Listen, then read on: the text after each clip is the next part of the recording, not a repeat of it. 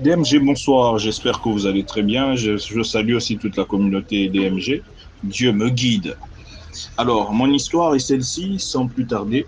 Je devais avoir 14 ou 15 ans quand j'ai été invité par un ami dans sa fête d'anniversaire organisée par ses parents.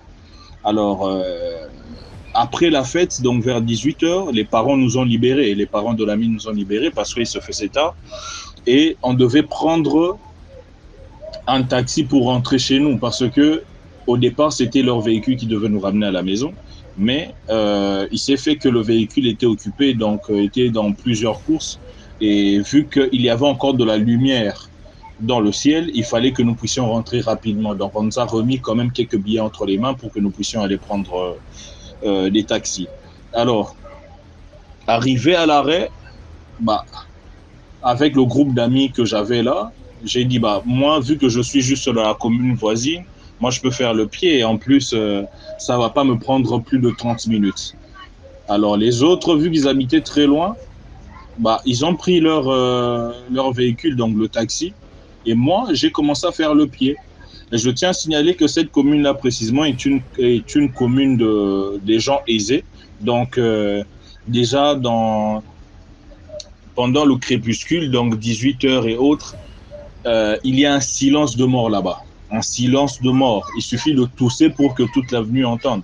Vous voyez un tout petit peu. Et moi, j'avais eu à emprunter une voie, donc une avenue asphaltée avec à côté une rivière. J'ai commencé à prolonger l'avenue. Il était toujours 18 heures.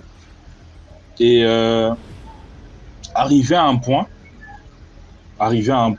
précisément, ici on appelle ça l'Al de la Gombe, je vois en face un type qui était assis là qui me salue. Ah, bonsoir. Moi aussi je réponds, mais son bonsoir m'a semblé bizarre. Vous voyez, quand une personne vous salue, vous sentez la chair de poule. J'ai pas compris la situation en fait. J'ai pas du tout compris la situation.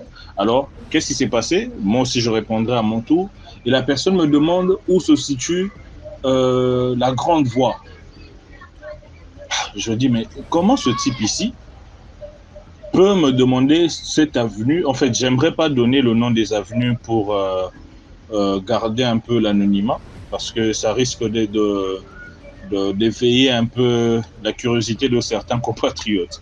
Alors, la personne me dit que elle ne connaît pas cette avenue-là, cette grande voie, tandis qu'on ne peut pas arriver à cet endroit-là sans passer par là.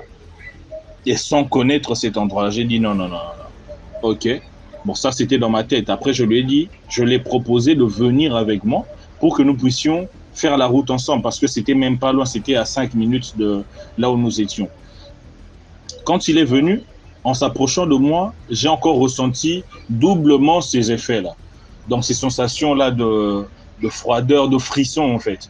Et j'avais les cheveux de la tête qui s'étaient dressés. On a commencé à marcher et j'ai constaté qu'il avait un sachet avec plein de rouleaux de trucs qui sortaient du sachet même. Des rouleaux de feuilles qu'utilisent les architectes. Et il avait aussi un sac à dos.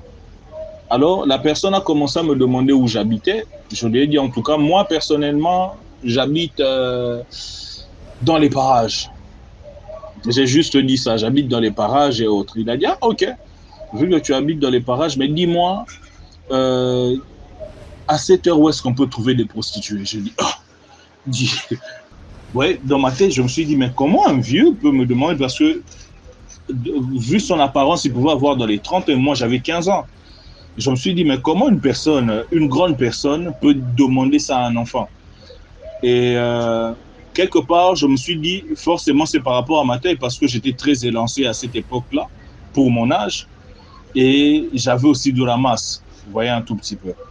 Et pendant qu'il parlait, j'avais toujours ce genre de sensation-là d'insécurité spirituelle, hein, sans pour autant savoir de quoi il s'agissait à l'époque, vous voyez, parce que je n'étais pas trop spirituel. Je dis à la personne, en tout cas, moi, je ne sais pas précisément où se postent ces personnes, mais j'ai déjà entendu dire que au boulevard, il y a ces filles-là. Vous pouvez aller là-bas. Quand on va arriver sur la grande voie, vous allez prendre un taxi qui va vous emmener vers le boulevard. La personne me dit, ok, ok, ok, mais on doit y aller ensemble. J'ai dit, tiens, je ne vais jamais y aller. Non, frère, j'ai vu que toi, tu es vraiment, comment dire, il avait dit quoi déjà? Un type cool et tout, on va aller là-bas, on va s'enjailler et tout et tout. J'ai dit, ça peut pas marcher. Non, mais on peut aller même dans les bars et tout. J'ai dit, ça ne peut pas marcher. Mais j'ai l'argent ici. J'ai l'argent ici avec moi. C'est même dans le sachet. Tu veux que je te montre? J'ai dit non. Et pendant que j'étais en train de parler, pour cacher ma frayeur, pour masquer ma frayeur, qu'est-ce que je faisais?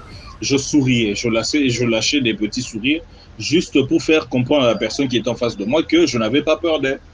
Mais tandis que dans le cœur, c'était autre chose, quoi.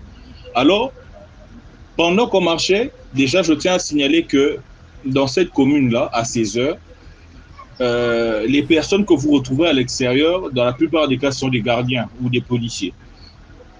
Alors, pendant qu'on marchait, il y a eu quand même 2-3 personnes qui venaient au sens contraire au nôtre. Mais ces gens-là me regardaient bizarrement. Moi, mais pas cette personne-là. Ah, j'ai dit, mais ils voient ce type ou comment? Parce que j'étais en train de sourire, comme je vous l'avais dit. Alors, peut-être que c'est le fait que j'étais en train de sourire bêtement là. Ils se sont dit que je suis devenu fou, vu que la personne, apparemment, à leurs yeux, était invisible. On arrive à la grande voie. Je dis à la personne, en tout cas, moi, je traverse, je rentre chez nous. Et je tiens à vous signaler que la grande voie était presque déserte. Donc, on pouvait apercevoir de loin des phares, mais il n'y avait pas de voiture à, je peux dire, à 30 mètres de nous. Quand je traverse, par réflexe, je regarde derrière pour voir s'il y avait toujours la personne et tout et tout. Quand je regarde, il n'y avait plus personne. Donc, le vide sidéral. J'ai tremblé, mais je ne pouvais pas paniquer en ce moment-là. Je me suis dit non. La chose que je peux faire en ce moment, c'est de rentrer à la maison rapidement. J'ai commencé à rentrer à la maison rapidement. Et durant toute la route, donc durant le parcours là, qui est le trajet vers la maison, je ressentais des effets de stupéfiants. C'est comme si j'avais été drogué, un truc du genre. Mais j'ai pas vraiment placé vraiment mon attention sur ça. C'était plutôt arrivé d'abord à la maison. J'arrive à la maison. Je regarde l'heure, il était 21h. Moi qui ai quitté chez le pote à 18h, pardon. À 18h, la route ne pouvait pas me prendre plus de 40 minutes, mais je me retrouve à la maison à 21h. J'ai dit ça, c'est pas normal. C'est ça encore qui m'a donné plus de frayeur. J'ai raconté ça à ma mère. Je lui ai dit, voici telle chose qui s'est passée pendant que je rentrais ici à la maison. Et voilà quoi. Ma mère, tout bonnement, donc, en tant que chrétienne, elle appelle son pasteur et le pasteur viendra le lendemain. Après m'avoir entendu m'expliquer par rapport à la situation, il me fera comprendre que en réalité, c'était un revenant. Ok, un revenant qui, en fait, si il s'est fait que nous puissions nous croiser avec la personne et que cette personne-là me propose de telles choses, c'est parce que le style que j'avais venait de leur monde. En fait, il m'a fait comprendre ceci, que ton habillement déjà était de leur monde. Parce que comment je m'étais habillé, c'était plutôt le point focal, c'était vraiment le pantalon, quoi. J'avais baissé le pantalon, vous voyez un tout petit peu le style de l'époque, en tant que jeune influencé par des rappeurs et tout, j'avais mon pantalon qui était un tout petit peu baissé. Alors, qu'est-ce qui se passe? Il me fait comprendre que votre style là que vous appelez fashion, en fait, ça vient de leur monde. Et encore que tu avais aussi ta coiffure ici, parce qu'il m'a fait comprendre que même ma coiffure, j'avais ce qu'on appelle queue de souris, vous voyez. Donc, une petite touffe de cheveux derrière la tête, derrière la nuque là, qu'on tresse un tout petit peu pour faire genre et tout. En fait, à cette époque-là, c'était vraiment à la mode. Il m'a fait comprendre que c'est ça qui l'a attiré. Et si j'avais accepté de regarder le contenu de son sachet, j'allais partir avec lui dans leur monde. On a prié, on a prié, on a remercié Dieu. Après quelques mois, pendant que je jouais au football sur l'avenue, j'ai ressenti un essoufflement bizarre. Je me suis dit, comment ça peut m'arriver comme ça, tandis que j'ai même pas trop joué. Bon, les potes, moi je me repose un tout petit peu avant de me relancer. Les gars aussi ont repris à jouer au football. Alors, qu'est-ce qui se passe? Je ressens les mêmes sensations que la fois dernière. Quand j'essaie de regarder à ma gauche, je constate que il y a, comment on appelle ça? Je constate qu'il y a un type qui était en train de venir. Et pendant que j'étais en train de regarder la personne, j'avais une sensation de déjà-vu, vous voyez un tout petit peu, mais un déjà-vu qui vient avec des sensations très bizarres et désagréables. Vous sentez que c'est comme si c'était un danger spirituel. Et quand la personne m'a regardé, moi je regardais la personne, elle me dit, oh, pourquoi tu es étonné? Tu n'as jamais vu une personne morte marcher. J'ai dit, oh, et ça m'a laissé bouche bée pendant quelques secondes. Le temps que je revienne à moi, la personne n'était plus sur l'avenue et j'ai même demandé aux potes directement, oh, vous n'avez pas vu une personne passer ici? Oui, mais oh. Frère, toi, tu commences à délirer ou bien? Tu ne vois pas que nous sommes, comment dire, si nous avions vu une personne passer ici, nous aurons pu, comment dire, on allait stopper le jeu le temps que la personne puisse passer. Après, nous allions reprendre. Tu vois un tout petit peu. J'ai dit, Seigneur, ça, c'est pas clair. C'est seulement le soir que je me suis rendu compte qu'il s'agissait de la même personne. Seulement le soir que j'ai compris qu'il s'agissait de la même personne. Alors, déjà, pour moi, la leçon de morale dans tout ça, c'est frères et sœurs, je ne sais pas dans quelle religion vous êtes plongé. Moi, précisément, je suis chrétien à 100%. Et j'ai souvent l'habitude de dire que on n'a pas à se conformer à ce monde, comme l'a dit le Christ, au siècle présent. La mode, on n'a jamais compris d'où ça venait. On n'a jamais compris aussi d'où ça partait. Parce que la mode, par essence, par définition, elle est faite pour se démoder. Vous voyez un tout petit peu. Donc, aujourd'hui, cette mode-là peut être au top. Demain, ça devient ringard. Mais qui lance ces modes-là? Souvent, on retrouve seulement des choses sur le terrain et on exploite cela. On veut s'habiller comme tel, comme celui-ci, comme celle-là. Mais après, demain, ça devient ringard. Pourquoi une chose qui était si belle hier peut devenir moche aujourd'hui? Vous voyez un tout petit peu. La mode. Cette mode-là venait du monde satanique. Plein de gens sont en train de témoigner sur YouTube par rapport à la mode. Évitons de nous habiller, évitons d'agir ou de vivre comme les gens de ce monde.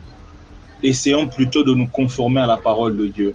Chose qui est intéressante, cette parole date de 2000 ans à peu près, et jusqu'à présent, elle n'est pas démodée. On a à se poser des questions. Que devons-nous suivre? La parole de Dieu ou la mode de ce monde? Mes frères, je pense que le choix est clair. Je pense qu'on n'a qu'à opter pour une seule chose. Celui qui veut préserver sa vie, non seulement physique, mais aussi spirituelle, et qui veut un jour rejoindre son Seigneur, n'a qu'à suivre la parole de Dieu et de vivre en conformité avec la parole de Dieu. Moi, en tout cas, c'est ça que je pouvais vous conseiller. C'est ça que je pouvais vous dire pour l'instant. Quoique il y ait plusieurs histoires, mais j'aimerais pas accaparer tout le temps. Je laisse les autres parler et je reviendrai un peu plus tard avec d'autres histoires. Merci beaucoup DMG et nous t'encourageons par rapport à ce que tu fais parce que tu éveilles les consciences, tu es en train d'éveiller toute une jeunesse par rapport à tout ce qui se passe dans les pratiques occultes et autres, et tu pousses certaines personnes à revenir vers Dieu. Et on ne peut que dire à Dieu de te bénir. On ne peut que dire à Dieu de te bénir, frère. Continue dans ça, ne laisse pas ce Dieu-là, prie et qu'il puisse te guider encore plus dans ce que tu es en train de faire. Merci beaucoup, frère, et excellente soirée à toi.